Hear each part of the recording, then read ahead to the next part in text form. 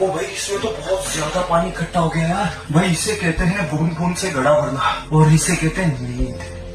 भाई मैं पानी के अंदर सो रहा हूँ और मेरे को पता भी नहीं, और पानी की टंकी देखो आधी भर गई है।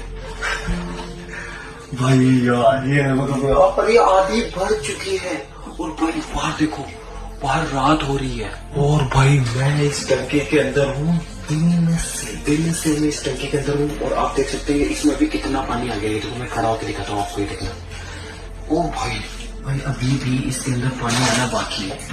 ये देखो अभी भी इसके अंदर इतना, अभी तक तो यहाँ तक पानी आया है, लेकिन ये देखो भाई, ये देखो भाई साहब,